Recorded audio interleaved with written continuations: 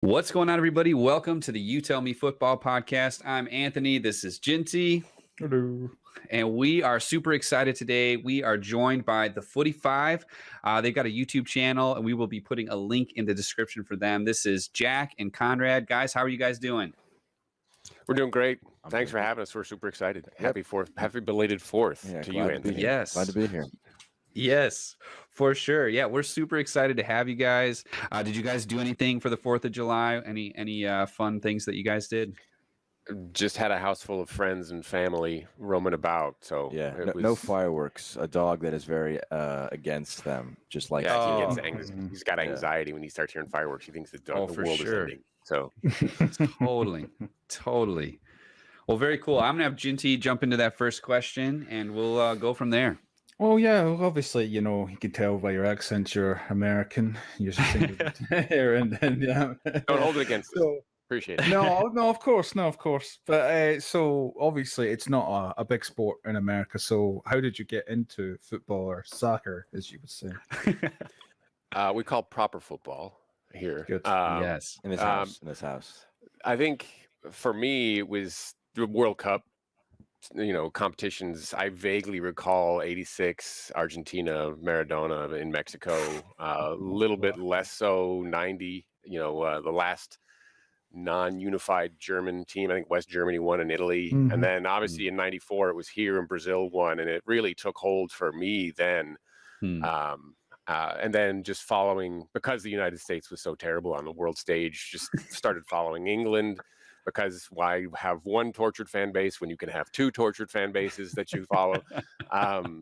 And then really just from there, it was following the players in those teams and their kind of club sides, specifically Steven Gerrard, even though he missed out on 2002, but what he did in 2006, and kind of gravitated a little bit towards what he was doing with Liverpool and what that club was doing. So that's how I got into it. And I was just a product of him being my father and recognizing that it kind of just he passed it on to me, and I grew up in a household that. Yes, that's right. It's up to him for having that experience, and I haven't had a domestic World Cup like him, but in 2026 World Cup here, I can be able to experience the liveliness. I'm looking forward to that. It should be interesting here in our country. Yeah. Yeah. And hopefully that one we will qualify for. I'm pretty confident. Oh my gosh. Let's hope. Yeah. Just a little thought about that. You're saying, like it's not a big sport, obviously, in America. Do you feel that it's because, like, as you pointed out, America were quite bad on the world stage? There's quite this kind of like idea and philosophy in sport in America, like being the best, because you call the stuff like the World Series in baseball, but it's all America. Super Bowl is the world champion, but it's purely Americans. It's like this idea of being number one in America until recently have not really been that great. Do you feel that plays a part in it not being a massive sport? I mean, yeah, in that, because you don't see Americans playing football successfully, proper football successfully. You don't see it in your country where you could go in person and see it. You could see a basketball game, an American football game, a baseball game in almost every state, but you can't see really a high-level proper football match. And even abroad in Europe, the national stage, it doesn't exist. So I don't think it's played a part in why. I mean, we've seen Christian Pulisic at Chelsea. Right. A lot of people that I know who are my age are Chelsea fans because of Christian Pulisic, because they see this American who they can recognize as an American as being successful. And if there are more players like that, like Gio Reyna for Dortmund, Tyler Adams at Leipzig, Weston McKennie at Juventus. A lot of guys, I think, who are beginning to make the next generation of sporting fans going to turn to football. So I think it is a big deal that success does play a huge part in that. I think recruitment of players into the sport at an early age also, when you can go and play American football or the NBA, I think college also has a lot to do with it, because there isn't an academy system in the country that really builds that up. You saw what, we talked about West Germany, and when they unified in 1992 or whenever, and they said, okay, in order to do this, we need to rebuild our academy system. And they went on to dominate for the next 18 or 20 years, right? Right. They've never done that. They've tried to do it when Klinsmann was the manager here for the national team. But if you can't get those kids in early and develop them, it kind of falls apart in that Totally. 13 to 15-year-old range, and the best players end up going into European academies or whatever. So your best athletes don't even play the sport, right? Because it's quite expensive compared to other sports, and it does push a lot of people away, because if you always think, what if LeBron James was a fullback or a center back? Can you imagine some of the best athletes in America? Oh, I mean, like when you look at like the NFL, man, you get 200-pound of muscle just running, and you'd like imagine that as center back. Derrick Henry. Look at Derrick Henry in the midfield as like a number 6. He would destroy. I mean, granted, they would not be the physical size that they probably are, but he's 6'3" and can outrun everybody on the field. Yeah. Athletically, though, they should be able to compete. I think that's what you're saying. Is like athletically, they should be able to do it, even if they're putting all of that talent towards a completely different sport. Yeah, in basketball, imagine like the jumping height of those basketball players, man. Imagine them going up for crosses and corners. I know. I saw a quote from Gonzalo Higuain after he moved to the MLS, saying, "I'm surprised at how hard this league was." And that's because the league isn't technically advanced, right? You're not going to see great tactical minds managing the teams or playing on the field, but it's a really physical league. Like because it's not as tactical, it's a lot of kick and runs. A lot of guys just sprinting back and forth as they struggle to control the ball. So there is a huge physical aspect to the sport in America, and less so of a tactical one. As that begins to grow, I think that could coincide with more success for the U.S. men's national team. Now, do you guys watch the? Oh, sorry. Go ahead. I was just going to talk about the MLS. I think you have very local, fervent fan bases that are. You've got 20,000 seat football only stadiums in a lot of areas. We were in Dallas for a number of years, and FC Dallas was a great environment, other than it having zero cover, and it was hotter than the surface of the sun. I can't imagine what it's like going to see a match in Austin. I'm not sure if they've got cover or not, but I think they have a pretty nice stadium. We've got the Indy 11 here, their USL team. I think you have very passionate fan bases, much like you do in Europe, around these local teams, not the big ginormous super clubs, but but it's still nowhere near that level of passion. So I'm hopeful that it'll continue to grow. We don't watch a ton of MLS. We watch it here and there, but there's so much soccer to watch internationally, and that's where we gravitate. I find it harder to watch the MLS because it's all that kick and run. It's so like, I mean, it's exciting at times, but for the most part, it's just like, okay, here we go again. And it's almost like basketball, but at a soccer pace. Yeah. It's better than CONCACAF. Try watch CONCACAF are the worst. The worst. I mean, it's like true. It's a different kind of kick and run where you're kicking at the guy's shins and then running away. I mean, it is. And the fact that the U.S. can't dominate in CONCACAF tells you everything you need to know about the state of football in the United States. No, totally. I think, you've mentioned that. I think that the local fan bases is also why it's tough for me to get in, because there isn't an MLS team here in Indianapolis. And I mean, if you talk to a fan of American football, American soccer, you're not going to hear them say, if they're in Indy, I'm a big LAFC guy. I'm a big Colorado Rapids guy. It's not like the NFL, where I know fans of a dozen different NFL teams who all live like across the country, cities, not in those cities. It'll be interesting to see what Messi does to Inter Miami, right? No, or New York City. If he comes to wherever he ends up, like if he ends up here in the United States, like what Beckham did, right, back 10 years ago or whenever it was when he came over, it helped. Pele as well, the New York. I think Ronaldo. I think Ronaldo could have an even bigger impact, because with Ronaldo I think he has more of a build as more of a player that is in the American model, I guess, because he's such a physically talented player. Versus Messi, he's not weak, but that's not his game. He's just incredibly technical, which is almost the opposite. He would struggle. Yeah, he would struggle. I think he would. MLS. I think he would, not because he's not talented, but because it's so. You need to be bigger. Different. You would think that they would probably, just like they did with the NBA and Michael Jordan and LeBron, they would like come up with like Messi rules, right? It's like to allow him to be able to do the things that he does. They would come up with specific rules, like to or change the rules slightly to allow him to do those things. I think Ronaldo's also would probably be better because he is a bigger star in the social media sense and the celebrity sense. He is like, I think he is like one of it's the biggest Instagram, something like that. Is it 200 to 300 million? I forget on Instagram. Something crazy. Most followers. Yeah. It's absolutely incredible. He's got most followers in some sort of social network. It is Instagram. Yeah, I know what you're talking about. Yeah, crazy. I think that. Yeah, but you were saying we were talking about how it's the college system and it kind of really goes against how in the European system you have youth academies from like under 8. Do you think that would ever change because of the way the college system works so much in other sports, or do you think that there could be a space for academy?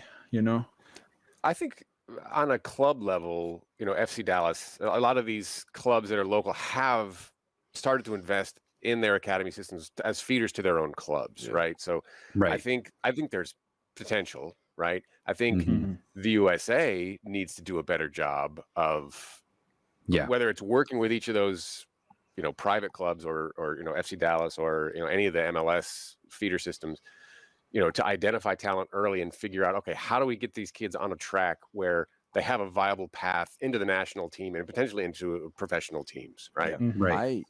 I don't think that the college system and academy systems are mutually exclusive because I follow the college system a lot more than I do the MLS actually. Because I go to college in the US.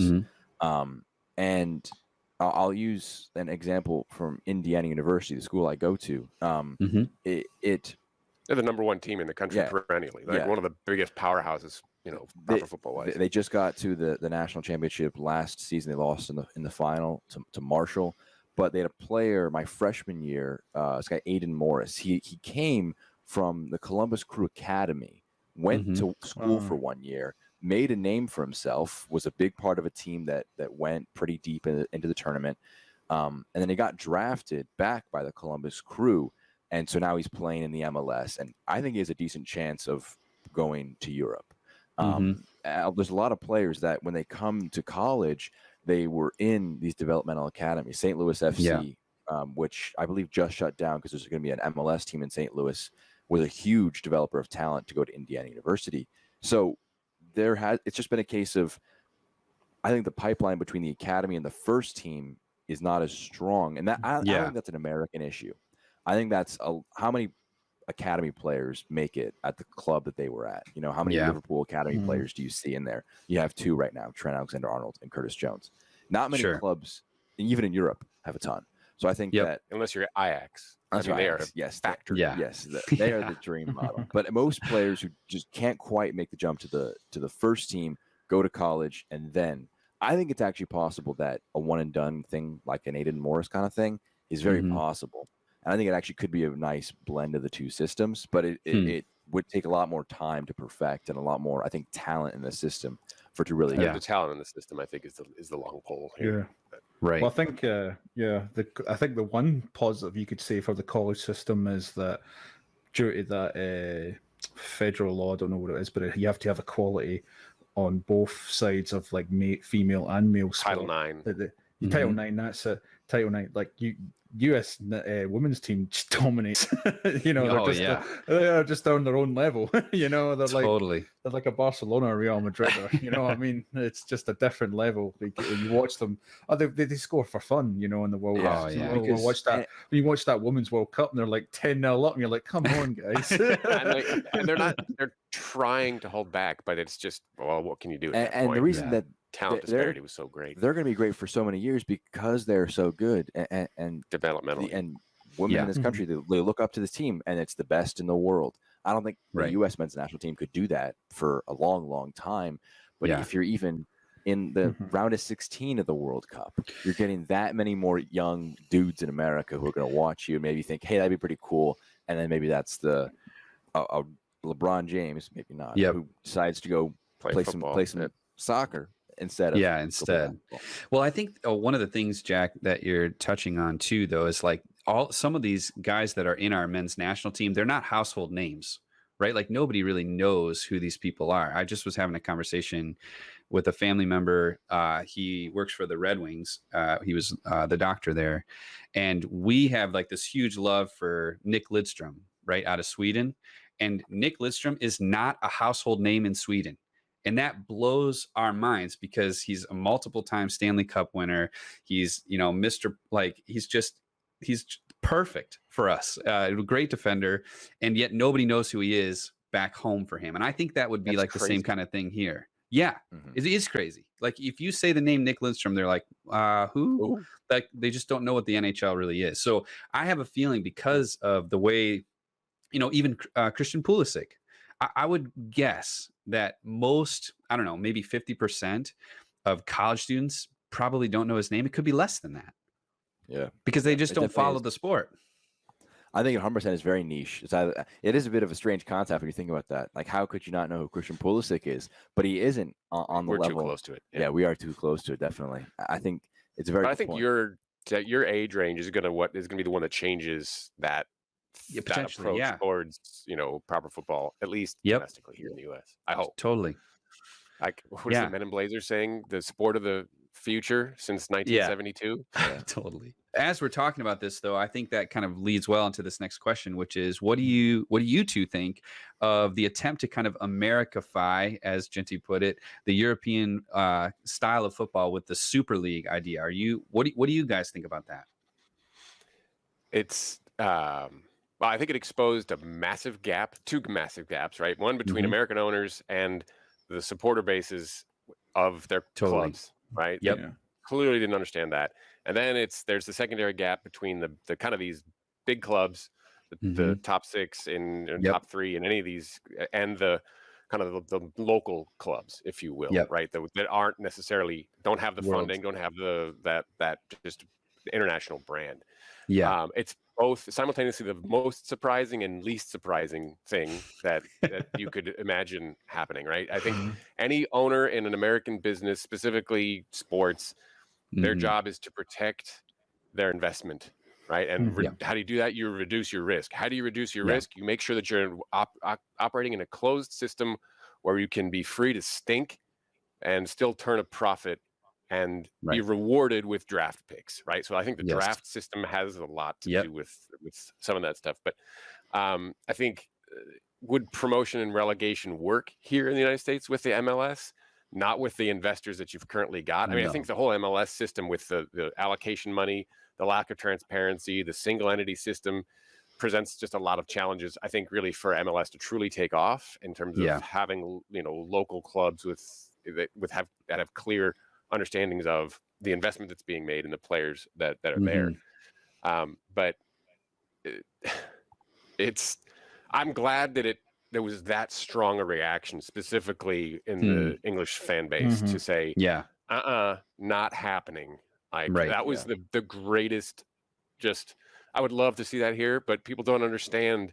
It is such a different mindset on athletics. Like, I mean, I think it's tough to say promotion relegation versus a closed system is better or worse. They're different and they have different competitive structures for reasons, obviously. I think that in America, you can argue how you want, but there is more parity, I think, than there ever could be in, say, England. I think the top six will relatively always have a financial edge over the other clubs. Is that a bad thing? I don't think so. I think it just is different. And I think that I'm fine with the MLS. I would love to see a promotion relegation, but I'm fine with it staying in the system that it is because it doesn't have to be European because it's football. It can just be what appeals to its consumer base, which I mean, promotion relegation is not a difficult concept, but to some Americans, it actually kind of is. So, but there is in any given season, you have 20 teams. Yeah, there are 10 really critical spots that either you want to be in or you have nothing to do with. Yeah, right. And then there's the middle 10, right? And I think having that much competitive balance from the top of the league to the bottom of the league, where every single match does have some kind of meaning. Right? Yeah, right. And I mean, I think so. It is a end of the day Super League. I think it had an interesting concept to it, but it was so blatantly trying to be elitist and so blatantly just trying to escape from the fundamentals of the sport. So tone deaf. Yeah. It was so unbelievably tone deaf. And I think that it really did provoke a really strong reaction because of just how in your face it was. Like there was probably a more discreet way to try and pull that off that didn't have that kind of reaction where you saw different ownership groups having a lot of pressure to just sell their club. Yep. But I was happy as well, you know. Oh, the timing was poor. The timing was terrible because like there wasn't even fans in the fans hadn't even been allowed into the stadiums, you know, and they did this like underhanded, like so they knew they wouldn't have any sort of protests inside the stadiums and stuff. Except for unless it was Old Trafford, and then defense like, hey, no fans in the stadium. Well, we'll go on the pitch. Yeah, that was the most unbelievable scene I can recall seeing at a professional. Yeah. But what I also want to float is so we're Liverpool fans, right? And so this season was pretty tough because a lot of no fans, a lot of injuries. But the Allison winner against West Brom will be one of my favorite memories as a Liverpool fan. Sure. And at the end of the day, if that was the Super League and you finished 4th or 3rd in our case because of that, who cares? You finished 3rd in the Super League. You're not qualifying for anything. You didn't win a little extra money. You weren't threatened for relegation because you couldn't get relegated. There would have been no emotion behind that. Whereas there was all of this emotion because it's definitely a non-American concept. And in America, I think it's definitely very few fans are happy. You look at the NBA. If you didn't win a ring, you're not a good player. Like if you didn't win a championship, you're not a good player. Versus in the Premier League, you want to move up the ladder and you want to win trophies, but clubs, it's not a requisite, you know, like Wolves, they would love to compete. I think they're fine with being a upper mid-table Premier League side because it's just a different sport, and great for them is very different than great for other clubs. And the Super League would have gotten rid of that, which I think was the biggest downside. One of the things, though, I think, in the minds of the clubs that were putting all this stuff together with the Super League was that the Super League would only replace the Champions League, and they would try to stay in their leagues, the Prem or their domestic leagues. Yeah. And so I know the FA was like, no, you guys are out of here if you join this. But I think it was against the FA bylaws. Like totally. Yeah. I mean, it was brazen to just say like, we are so big that you will not let us leave, right? Like we are basically your league. And so we're going to do whatever we want. And we're Spurs fans. And so we don't really know how we got invited to the party, except for the fact that we have the stadium. Yeah. Yeah. And so there's all sorts of talk behind the scenes with Spurs supporters thinking like maybe Daniel Levy knew this was coming. Like he's been banking on the Super League this whole time. And so he's been putting all this together, trying to finance the stadium and everything like that in hopes that we would get into the Super League and then he wouldn't have to worry about the money. And that's what we feel like Daniel Levy cares about the most. Yeah. And so, it's as an American fan of Spurs, I felt like torn in some ways because I could see the opportunity of the American system where it's like, hey, well, at least we're going to have the finances. Hopefully, maybe we could compete eventually with some of these bigger clubs that are spending more.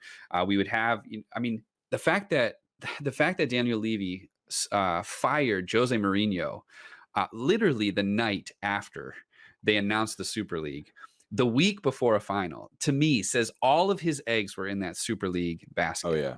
And so he was thinking, I'm going to have money to finance a manager. I'm going to have money to bring in, and all these transfers. So I can kind of understand, like, I think what you're saying, Jack, about like, there's a lot, many more teams have an opportunity to win in the American system. But when you're starting to talk about like the Premier League, now you're starting to talk about maybe 5 or 6 teams. And then you have a Leicester happen. And then we all think we can win the lottery or whatever. But Yeah, so it's super interesting, and yeah, I guess the other question I would have too is like, what part of the Super League would you say was the most damning, even as an American fan, where you think, man, this is just, it would just never work with that fan base over there? For me, it was no relegation because Mhm. it back to the Allison example that I had earlier. It kind of falls on what you were saying, that that goal would have had no meaning. Finishing Right. fifth versus third would have had no implications because you're You probably in wouldn't the have gone top up there. tier. Yeah, it would have been in the top tier European competition regardless of where you finish in the Mhm. league. So Mhm. it's a case of in the Premier League, as long as if you're not going to win the Premier League, what's the point of finishing 10th versus second? I mean, you could just Mhm. put all your eggs in that Super League basket because you've put yourself in this elitist bubble, which it just is by your own creation because of what you had already built. And Yeah. it was a struggle for me to get behind that. I understood, like you, Anthony, that there is Mhm. the financial aspect that Fenway Sports Group wanted to increase the profits at Liverpool. They wanted to be able to sign all these world-class players, but they Mhm. recognized that the pandemic showed how volatile the system is. Totally. When something, I mean, that's a hopefully once in a lifetime kind of event, but when that kind of thing Mhm. happens, it just upsets the entire system. Yeah. I think the impact on the non, like the Leeds, Yeah. the Aston Villas, the Yep. Norwich Cities, these other clubs that don't have the way they benefit Mhm. because of the pyramid, right? And the way Right. that the dollars flow Yep. through the entire system. Mm. Still not without its own challenges, right? But Right. basically it was these ownership groups saying, we really don't care about the supporters of the clubs in Totally. The these legacy leagues. We fans. flat out Yeah. do not care. And Yep. I think that's just, again, it's the most shocking thing, right? Of Yeah. just the brazen greed of, we want financial security. We want to be able to continue to pour money into the club. We Yep. want more sources of revenue in order to do so, right? Not Yeah. everybody's got, Manchester City money to be able to just dump Right. into this magical pot of different ways money flows into these. Right. Yeah, because it's like it is basically the Super League as itself was just a way of guaranteeing Champions League money without ever Mhm. having to get into the Champions No League, risk. Yeah. Mhm. And I think it's also it had the American-fied system, but the thing it missed was the American system. You have the league where you're not relegated, but you have the like the finals. You know what I'm talking Oh, about? yeah, Like, the playoffs. the playoffs. But in Europe, we have the league where you're Mhm. relegated and all that. But we play cup football during the tournament, which is There's 4 or playoff 5 final, different.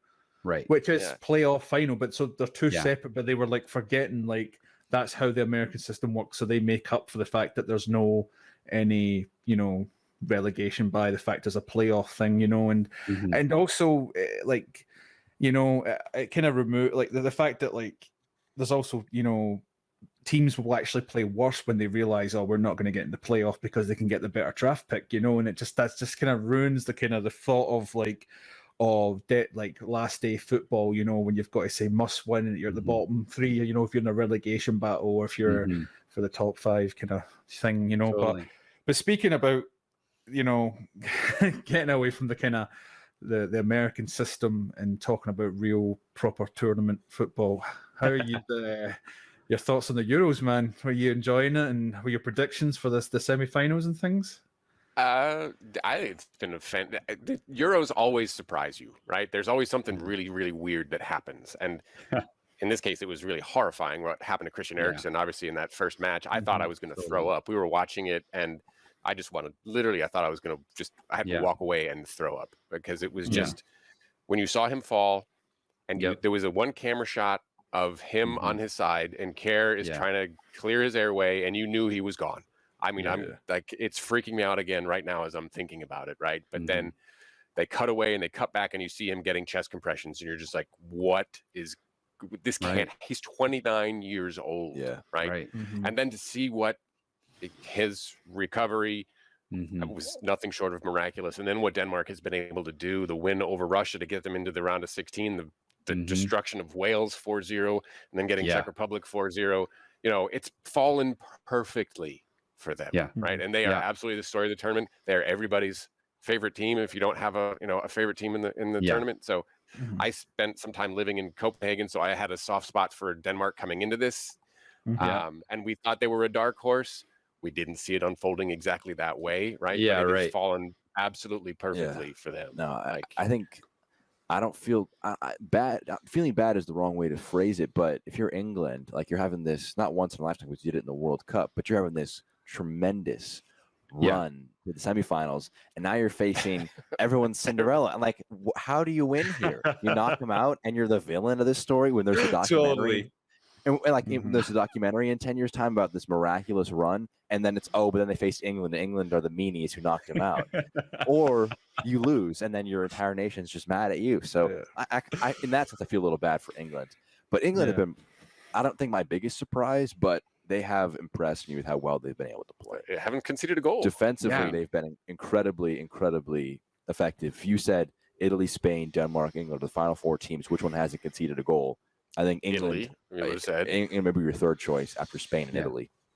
So Yeah. they've done very, very well. I think the Ukraine result put away a lot of worries in my mind. I was questioning, does this team have the attacking firepower under Southgate to do it? They have the talent, but can they string the passes together as a system?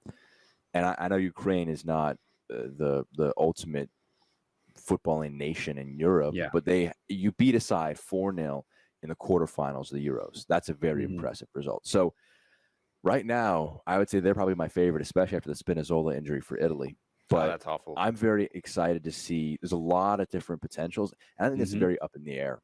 I think if there was a France still around, or even a Portugal who just has such a depth of talent, it not that it'd be more boring, but you'd be going into every match like, oh, okay, well, I mean, France are the overwhelming favorites. But with this tournament, we saw with France, less so with Portugal, but we've seen that these huge nations just can struggle because it's France was a low scoring sport. Mbappe having a bad day to have a bad day, right? I mean, he was just not good in front of goal, and then obviously the save.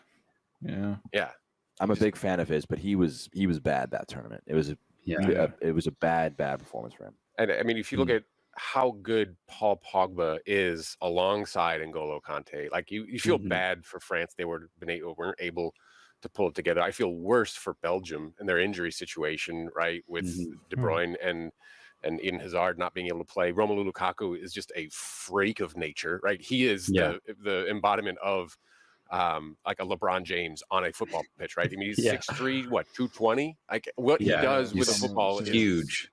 It is unbelievable, right? Yeah.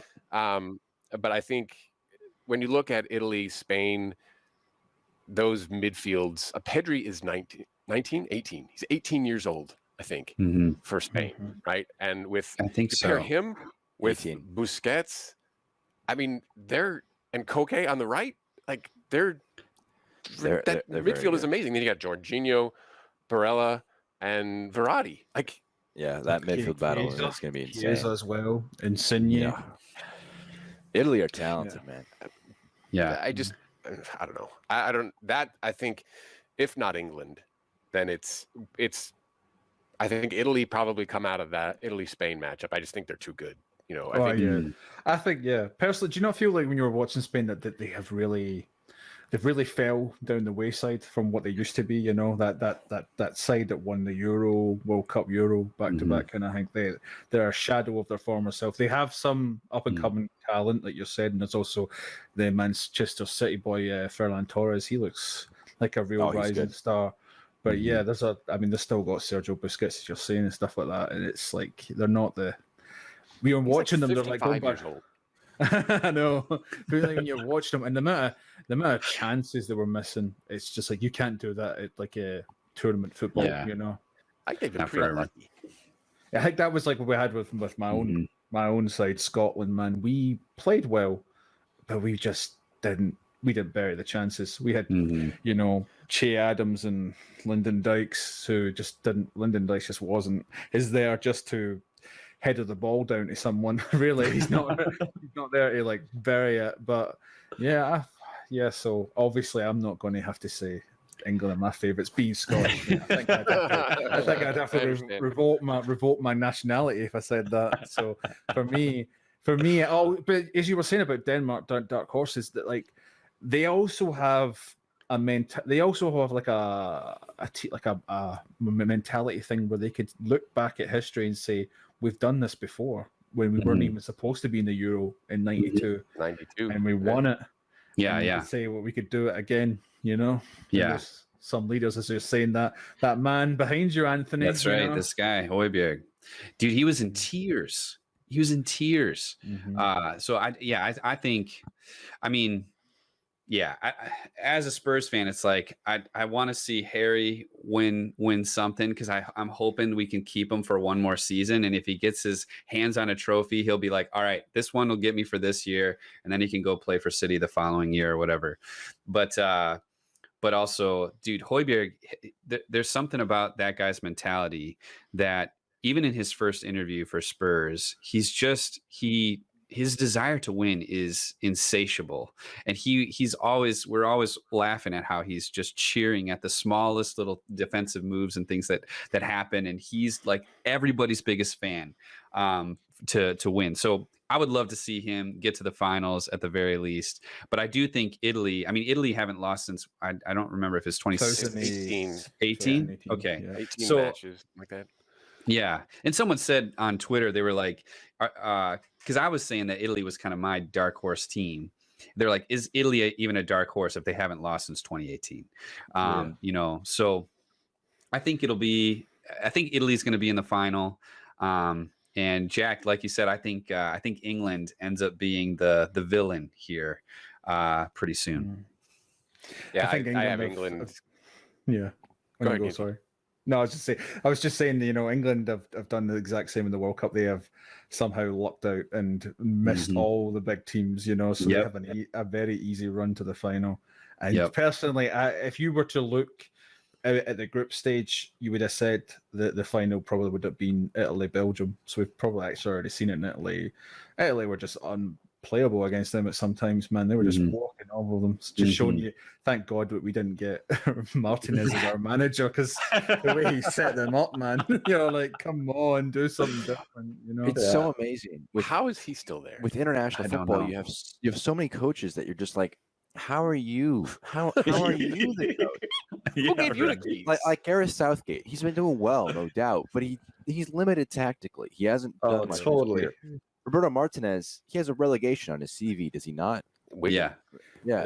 He and like, he won a cup that same season, but like, this is the strangest thing ever. But like, I mean, I struggle with the term golden generation, because Belgium are a pretty flawed side. They had a lot of gaps.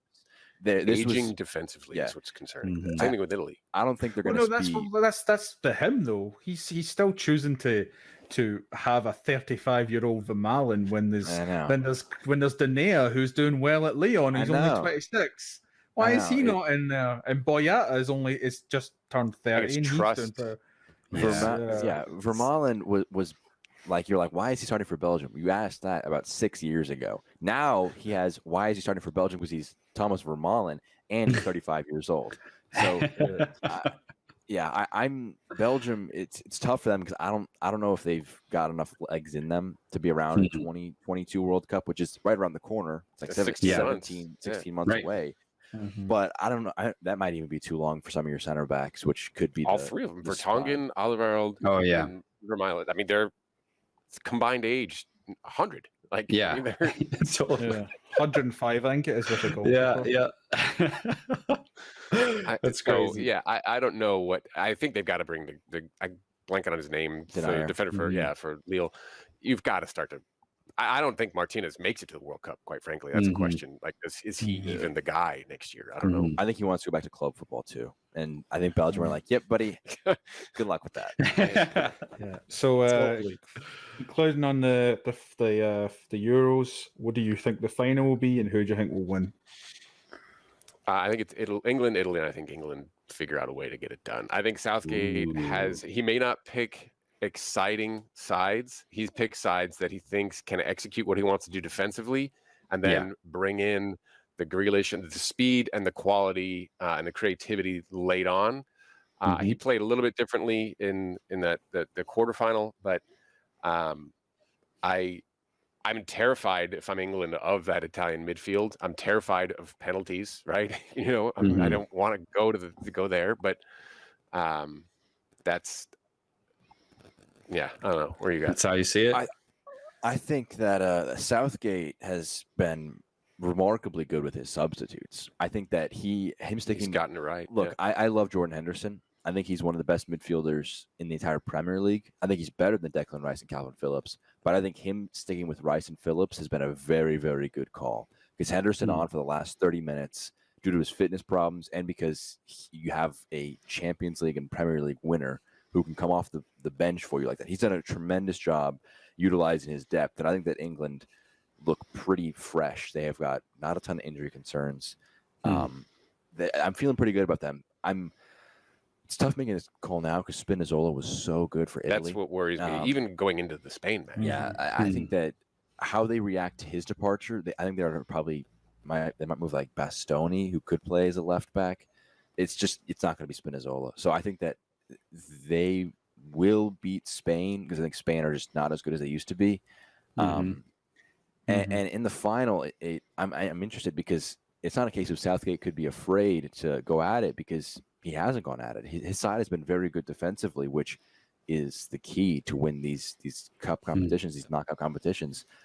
So I'm going to say the exact same as you. I'm going to say Italy beat Spain, England beat Denmark, and England not comfortably against Italy, but I think that that I can't get over that Spinazzola loss. I don't know how they're going to react. Well, what kind of shape is Chiellini in? Because he came back for the quarterfinal, right? He's 37. Italy have in key areas. Italy have less depth than England. They lose him or Bonucci, and it could be really bad for them. To be fair, though, 36-year-old Chiellini probably has the physical fitness of 25-year-old Vermaelen. There's a thing. There is a thing they do where they train their defenders. They last long enough in those late ages. What do you think, Anthony? Yeah, I think Italy definitely go through over Spain, and then to be honest, I don't know. I just have this gut feeling like Denmark could really do something weird. I do. Like, there's just something strange about this whole tournament for them that makes me think, man, can you imagine the story where England have not conceded a goal at all? Denmark are coming in flying. They've scored 4 goals against a couple teams. Denmark come in and win 2-1 over England and get to the finals. I mean, that can happen. And I feel like I'm going to put myself behind them just for that reason, because I just feel like, man, it would be fun to watch. And I know guys like Højbjerg and the rest of that squad are going to be ready to play. They're not going to be. Casper Dolberg is on fire right now as well. I don't think it's a crazy prediction. I don't think. Well, I mean, there's going to be 60,000 fans in Wembley, right? How many of them are what's the travel restrictions for Danish fans into the country? Yeah, that's a good question. I don't think it is much, actually. Denmark has quite a low COVID rate and stuff like that, Yeah. So we'll see. What about you, Genty? Well, I think that man there will be secret agent Højbjerg. He'll break Harry Kane's legs so we can keep him for another season. And, England will lose. And then Italy will beat Spain, who have just been a shadow of themselves. And it'll be Denmark, Italy in the final, with probably Italy winning comfortably. But, Well, guys, I want to for Spain. No love for Spain. And they'll win the whole thing. They just look poor. They look poor. Yeah, I don't know. It'd be fitting of like an Alvaro Morata-led side. Get the brace. I don't think so. Yeah. Well, guys, we're getting closer to the close here, and I wanted to. So you shared. We were trying to figure it out before, but you guys are so objective. We were not really sure who you guys follow, but it sounds like it's Liverpool. Am I correct? Yes. And we try to keep it that way. I was talking to beforehand. I was like, "Hey, should we even tell them who we're fans of, or should we just lie? Be like, maybe we troll them. We like Aston Arsenal. Villa. We like Arsenal. actually. Arsenal. Oh, yeah, yeah, that you would can go over totally real well troll. with this crowd. You know, yeah. Well, we would find a way to make do. But so Conrad, did Jack have a choice in who he supported then? I don't know that it was. I mean, we had Chelsea shirts. We had, you'd see we've got. Yeah. This is just Yep. a small, sampling of the shirts that we've got. But it's from the moment I can remember you being interested in proper football. He's loved Steven Gerrard as his favorite player, right? And that's how I was drawn into that Liverpool side, right? When they're watching in the United States was very, very difficult, right? In the late 90s, early 2000s. Totally. Then Fox Soccer Plus took, you could get some stuff and the broadcasts were horrible. And then when they took those rights to NBC in 2012 or 2013, right? They reinvented the way, and that was in Jack's wheelhouse, right? We would watch every Saturday and Sunday morning, and live and die with that club. And it was Rebecca and Lowe they're so good. They are so good. And it's such a good presentation. It's such a breath of fresh air after, like you said, Fox is just so terrible. ESPN FC is tough to watch as well. And I had Ginty watch the Detroit City FC finals on Saturday, and he was dying. Listen to the commentary for that. There was a line. It was the second half, and they had like an English guy on. You would think he would be right? He's laughing what he's saying because he goes, "Okay, it's squeaky bum time. 45 minutes to go." Yeah. You're like, what? That's not squeaky bum time, And then the American guy beside him was like so confused at that line. He's like, "Oh yeah, it's crunch time." You're like, "There's still a whole half to play." I mean, I do know when I'm watching the NBA, the commentators are like, "All right, start of the second half. We have another 15 or 30 minutes to go. It's time. This is the closing time. It's now or never for all these." I think he just wanted to say squeaky bum time, and you told me that's exactly it. It was like on his notes. Make sure you say it before the end of the match, and he's like, "Oh, I just remembered." So anyway, so you guys are Liverpool supporters. So I'm gonna kind of combine these next two questions in. What are your maybe hopes for the transfer window? What are you guys like seeing? Maybe ins and outs, and then also what are your expectations for next season? Because having won it. And then I felt like it was kind of a bit of a letdown. I expected more from Liverpool last season. Now, obviously, injuries definitely play a huge role in that. But yeah, what are your expectations for the upcoming season? I think it's. I think we're. Well, let's do ins and outs. Let's do ins and outs. Okay. Yeah. Well, the biggest in isn't even going to be a transfer. It's Van Dijk coming back. Him returning is going to have a huge impact on every part of the way Liverpool play because people far too often are like, "Oh, you only lost Van Dijk, or you only had issues at center back, but why were your forwards struggling?" But you don't point out that Fabinho and Henderson, your two best midfielders, were playing at center back. So having Van Dijk back there with his range of passing, his athletic freak of nature-ness. Hopefully he still is quick. I think he will be. I think he's had an entire summer to prepare. I think he's going to be a big return. Kanate is going to be big as well. I think being able to move out a Phillips, hopefully. I hope we don't do what we did with Origi, where we kept him past his cult hero status to the point where now no one wants him because they recognize how crap he is. Phillips is a good center back, but he's limited. I think hopefully Phillips moves on for a decent price. And for me, the big thing is another option up front in the Diogo Jota age range and a midfielder to replace Wijnaldum in the Diogo Jota age range. Because we have to recognize we do not have the money to sign an Mbappe or a Haaland. We don't need an Mbappe or a Haaland. I think in the Liverpool 11, in every single spot, you have a player that you could argue is one of the best, if not top 3 players in their position in the league. And so that's going to stop you from being able to buy a top-class player because, say, even Rafinha, who's a great player for Leeds, he's not joining Liverpool because he's not getting past Salah or Mane for at least 2 or 3 years. So you sign a player like Jota who can wait, isn't quite there yet. So in my eyes, like a Daniel Malen from PSV Eindhoven and a Renato Sanchez from Lille would be the dream window, because Sanchez price has to be pretty good right now. I mean, he did pretty well in the tournament. It'd but... be good depth, and it would be young guys. So I think that would be, and going out, I think we probably are going to keep most of our players because they're just not going to fit our values. Like we got like 30 million for Brewster because we had that value for him. I think we want a lot more for Origi than we'll get. I think we want a lot more from Shaqiri that we'll get. So I expect a very similar squad, but which I don't know how I feel about that entirely. Losing Wijnaldum's gonna be a big loss, but I've talked a lot. So no, I was just cracking up about Shaqiri. That I think the first time you heard him referred to as the Alpine Messi. Oh, I hated that. I hated it. It's a terrible moniker for him.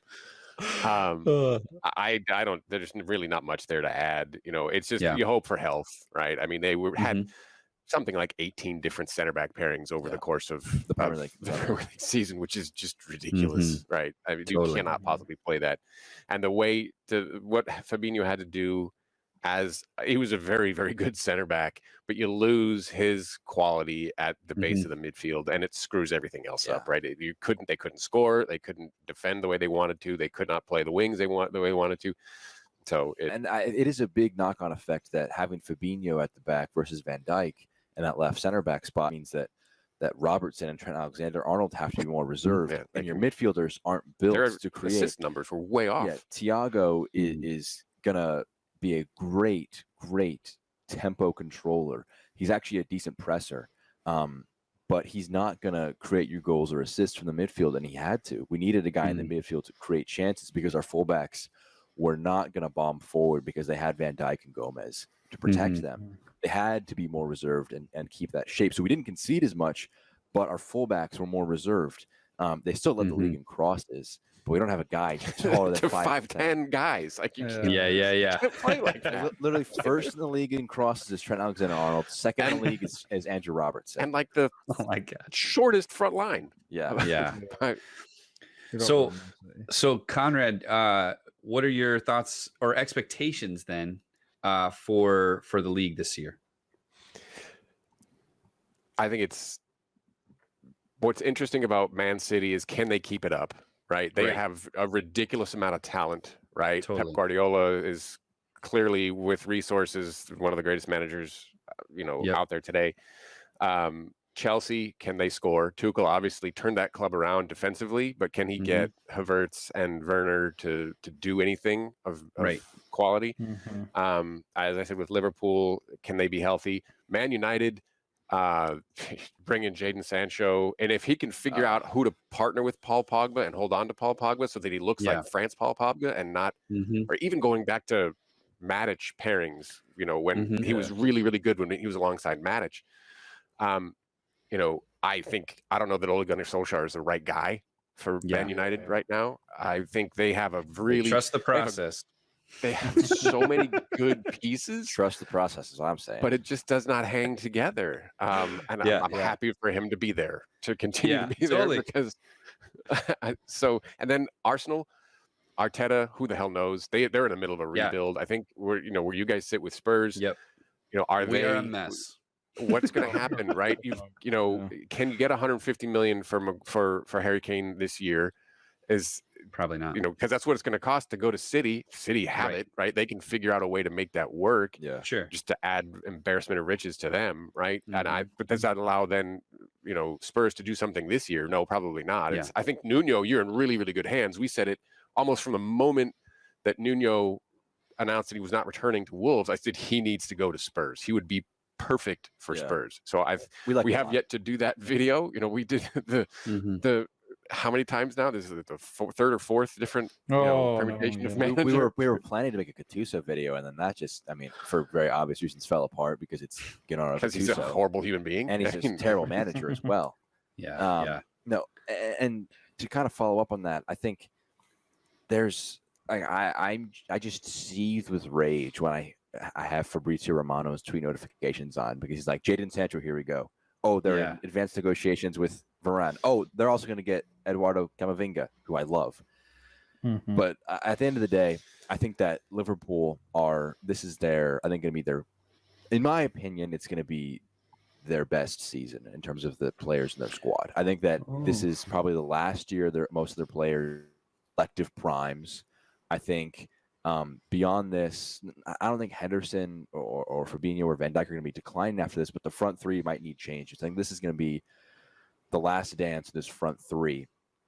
I don't see us winning a cup competition or the Champions League, but I feel like getting the Premier League in front of fans is going to be a big priority. The return of fans at Anfield is going to be a huge deal. I mean, we lost 6 matches in a row at Anfield. Like, argue what after you not want, losing. argue what you want about how good or bad Liverpool was last season. Yeah. Even if they had the exact same players, they're not losing 6 in a row at Anfield. They're just not. Yeah. The effect of Anfield is going to be a huge impact. Crowd. So, for me, it's even if Man City signed Grealish and Kane, they have to give up for a lot too. I still think Liverpool are favorites for the league. City would be my favorites for the Champions League. I think that's where they're going to focus everything. I was spoiled in 2018-19 and 2019-20 about how good that side was. I think we can get back there. And I'm really interested what happens the rest of this summer, because as Liverpool fans and as Tottenham fans, we know what it's like to have a war chest from selling a star player, Gareth Bale and Luis Suarez. And both of us, we signed the Eric Lamellas and the Ricky Lamberts of the world, as opposed to good investments. Hey, Eric Lamella is the last one. Do you understand? Of all of those players, he's the last one standing. I don't want to offend you guys, but we hate Eric Lamella. We hate Eric. He's the player that if he's on your club, you love him. If he's playing against your club, you absolutely hate him. What is he? Luis Suarez, right? He's just not biting anybody. Yes. But he's nipping at your heels. He's nipping at your heels. I mean, he's good. Don't get me wrong. What's crazy about Lamella, though, is that first of all, he's injured half the time with his hips. But when he is on the field, I think he has the most fouls with the least yellow cards ratio. Like, he's just able to clip your heels, frustrate you, and get away with it, you know? He's crazy. Anti-Granit Xhaka. That's impressive. Exactly. I don't know. See, you're saying about Liverpool winning the league, and you're saying that even if they get Harry Kane and Jack Grealish, as Spurs fans, we can say, I don't think that's going to happen.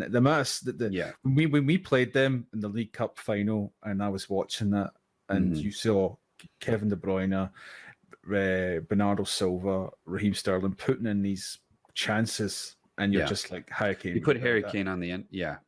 I was like, it was gonna be 4-0, man. And I honestly think if Harry Kane gets, you saw how well he did this season. He won, the first player since Henry to win top assists and top goals.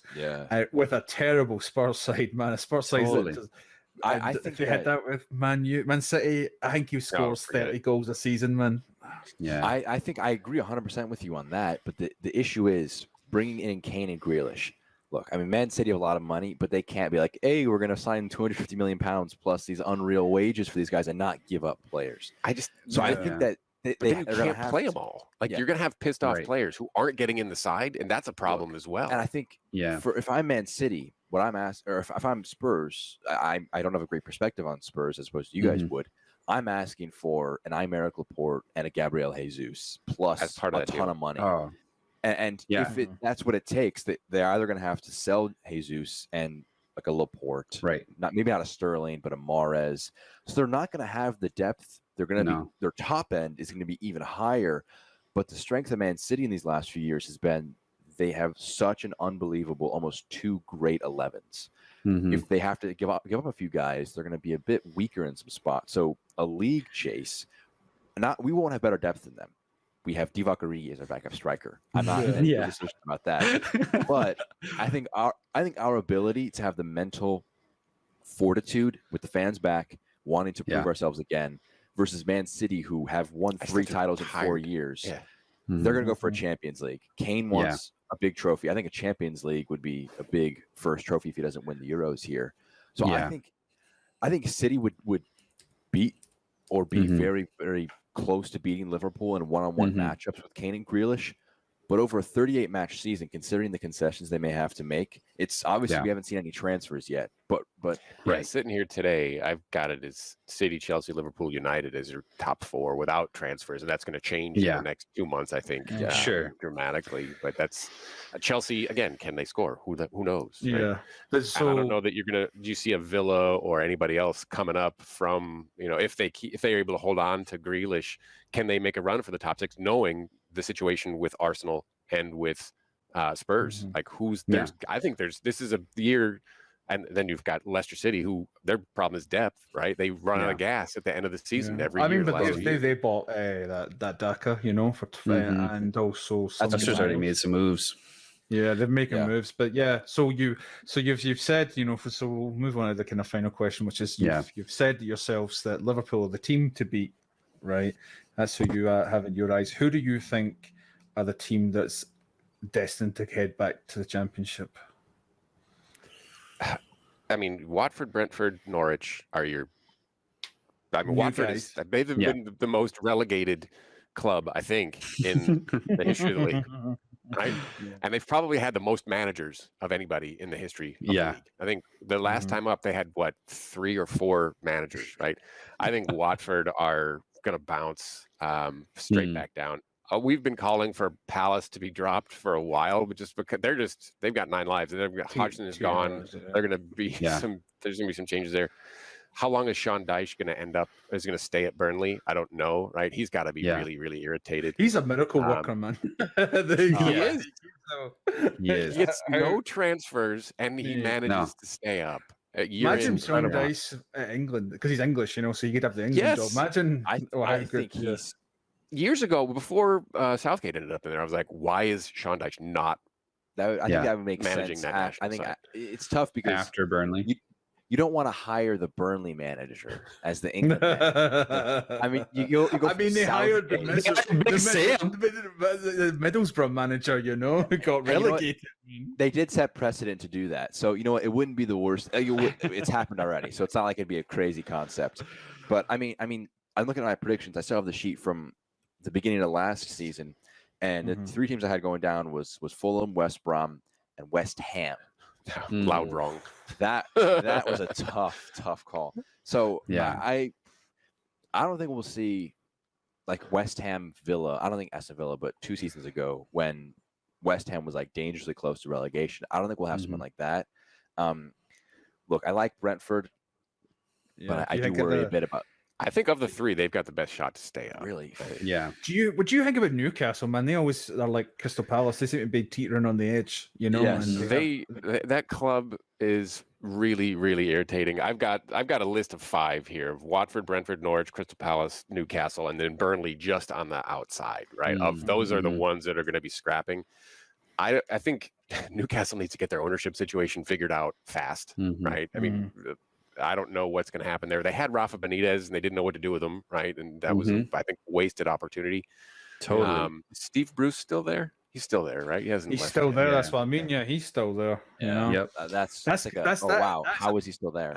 Yeah, that is a massive club, though. Like the fact that they are totally huge. They're huge. We get him for $300 million, right? That's the difference between the American closed model and the English model, right? That's not a $300 million club. You should be able to. That's $1 billion club based on the following and the sheer size of their fan base. Yeah, I think Newcastle, I think, are the not the one, but the big side that you're like too much they talent. should not be in a relegation battle. Who might be there because they just have a lot of problems systematically as a club. They are very dysfunctional, and it's just a shame because the fans. I mean. They should be doing far better. Fans, yes. Tune, man, that is that's one area I think we had done a tour of, not a tour. We went to see festive fixtures back in 2018, and we saw your Spurs beat Everton at Goodison Park 6-3. Nice. I don't know if you remember that oh, nice match. That was a fun one. That was we were like because we did not obviously don't like Everton all that much. Yeah. The seats, by the way, in some of the English stadiums are so narrow. It's unbelievable. And your knees are in the. I mean, Jack's 6'5", I'm 6'2", right? So you try to sit in one of those, especially Goodison Park. The place is old. It's like sitting in Fenway or or Totally. Wrigley, and it's like, it's impossible. Yep. The Molyneux was the same thing. We saw Liverpool play Wolves at the Molyneux. That was an amazing experience. Yeah. First game, yeah. But I don't know how the hell I got on that topic, but I wanted to go get up to Newcastle or go see a game at Villa or some of these other big historically Iconic. large clubs that Totally. but it was so far away. And we saw Newcastle played at Liverpool on Boxing Day, so we saw that. So Benitez was there. That was really cool to see that reception and how they received him. So I think the last thing I'll say on promotion relegation, I think Norwich are very interesting because they're like a bit of a yo-yo. I think they're a bit of a yo-yo in my eyes because they've got a lot of talent, so they don't deserve to be in the championship, but they can't quite stick around in the Premier League. So it's like they're just in this awkward middle ground. Losing Buendia is a big deal. That's what I say. That's a big player, man, to lose, and it's added to Aston Villa, who might even shoot for a European slot this season. I think that's their next goal. I think they're the one, I think, to me, that's in that top 6. We've got a soft spot for Villa for whatever reason. I'm not sure. I just think we like watching them play, and just Jack Grealish is just so durable and tough. Yeah, like he's the most. If Lamela is the guy that fouls the most, Grealish is receiving by far, like second to nobody. Yeah. Totally. I think Norwich and Brentford. I don't know why. I think Watford. I don't know what. There's no way Watford are staying. There's no reason why. I think Watford might just. Watford have just managed they're like, how? I was like, how are you here? Like, why are you here? How many London clubs are there now? That's like 9 with Brentford and Watford back up. Yeah, that's a good question. Yeah, I think honestly, when the new season starts and it's the first month, I just have this horrible Spursy feeling that Watford are going to come, to our stadium, and Ben Davies is going to play against us and score a hat trick or something ridiculous against us. Wait, you mean Danny Rose? Danny Rose, not Ben Davies. Yeah. Sorry, Danny Rose. My bad. Yeah, that's right. Oh, well, but Ben Davies will score a hat trick of own goals, mate. That's what. Right. That's what we'll do. Well, who do you do you think are going to end up going down? I'm sorry. Yeah, we've got to probably wrap. Who do you think are going down? We can do that, and then we'll wrap up. Jinty, you go first.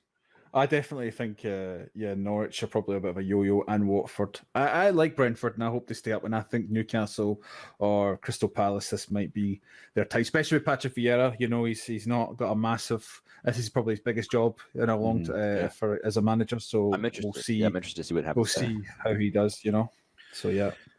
Yeah, I'm thinking Norwich, Newcastle, and I do think this is Burnley going down. I just have this. I have this sense that they have just like you said, they're just kind of riding it. I don't know how they survive every year, and I know that they're super good in defense, and he keeps them motivated. But I just feel like they struggled a little bit last season, and I felt like, this might be the end of the line for those 3 clubs personally. So, all right, guys, this was awesome. Conrad, Jack, the Footy 5. So glad that we actually got to do this. Where can people find you? Obviously, you got your YouTube channel, but anything else you'd like to promote? Twitter page at the Footy 5. Yeah, sometimes we post on there. Sometimes it's good. Sometimes it's like everything else. Occasionally insightful, sometimes humorous, sometimes not always intentionally humorous, and generally loud wrong when it comes to prediction. Like West Ham getting relegated. But it's a lot of fun. This has been great, guys. Thank you so much for allowing us on. This has been a lot of fun. Yes. We've got to do this again. For sure. Yes, that would be so fun. All right. Fun, yeah. Well, guys, you guys know us. We are the You Tell Me Football podcast. We're so glad you're here. If you haven't already, make sure you subscribe and hit that notification bell. Like this video. Go subscribe to the Footy 5 as well. And we've got a Discord server, so get into the description, click that link. We'd love you to join the conversation as well. And like we like to say here, as ever, it was great talking with you.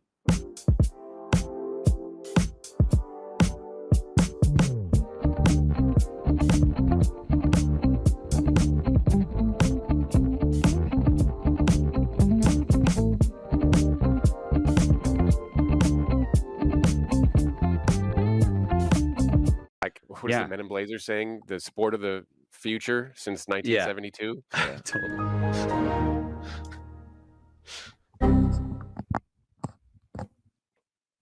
Did we lose you?